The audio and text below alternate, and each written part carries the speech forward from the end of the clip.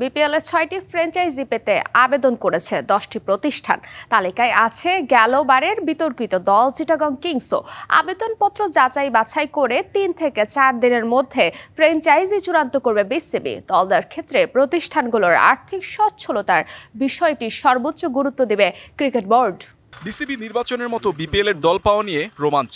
শেষ দিন আগ্রহী প্রতিষ্ঠানগুলোর ব্যস্ততা। নির্ধারিত সময় ৫টার পরও কাগজপত্র নিয়ে বিসিবিতে হাজির একাধিক প্রতিষ্ঠানের প্রতিনিধিরা। অথচ ১১ তারিখ দল নিতে আগ্রহী প্রতিষ্ঠানগুলোর জন্য এক্সপ্রেশনস অফ ইন্টারেস্ট আহ্বান করে বিসিবি। ফরচুন বরিশাল থাকছে না। বরিশালের দল নিতে আগ্রহ প্রকাশ করেছে আকাশবাড়ি হলিডেইজ। বিসিবির সাথে আর্থিক সমস্যা থাকলেও আবেদন করেছে গেলবারের আলোচিত সমালোচিত ফ্র্যাঞ্চাইজি চট্টগ্রাম কিংসও। পুরনো মালিকানায় দল নিতে আগ্রহী রংপুর রাইডার্স ও খুলনা টাইগার্স। নতুন মালিকানায় আসবে রাজশাহী। এই বিভাগ থেকে ফ্র্যাঞ্চাইজি পেতে জমা পড়েছে একাধিক আবেদন। মালিকানা পেতে লড়াই হবে দেশ ট্রাভেলস ও নাবিল গ্রুপের মাঝে। নোয়াখালীর ফ্র্যাঞ্চাইজি নিতে আগ্রহী বাংলামার্ক প্রতিষ্ঠান। সিলেট ইউনাইটেড নামে নতুন মালিকানায় আসতে পারে আরেকটি ফ্র্যাঞ্চাইজি। পর্যন্ত প্রায় 10টার মতো জমা পড়েছে।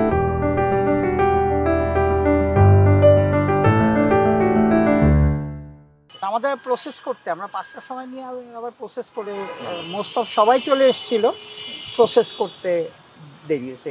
আবেদনপত্রগুলো যাচাই বাছাই করে ৩ থেকে ৪ দিনের মধ্যে ফ্র্যাঞ্চাইজি চূড়ান্ত করতে চায় বিসিবি। জমা দিলেই হবে না, এটার একটা ভেরিফিকেশন হবে, ফাইন্যান্সিয়াল ভেরিফিকেশন, তারপরে আকসু ভেরিফিকেশন, এসব সব কিছু। গেলবার ক্রিকেটারদের পারিশ্রমিক ইস্যুও বেশ কিছু বিষয়কে কেন্দ্র করে বিপিএলকে বিতর্কিত করে চিটাগং কিংস। অতীত থেকে শিক্ষা নিয়ে ফ্র্যাঞ্চাইজি চূড়ান্ত করার ক্ষেত্রে প্রতিষ্ঠানগুলোর আর্থিক সচ্ছলতার বিষয়ে গুরুত্বের সাথে দেখবে বিসিবি। আমাদের মোটোটা হচ্ছে ফাইন্যান্সিয়ালি যাতে ক্ল্যারিটি থাকে, সব প্লেয়াররা পয়সা পায়, কোচরা পয়সা পায়, এটাই হচ্ছে প্রায়োরিটি নাম্বার 1।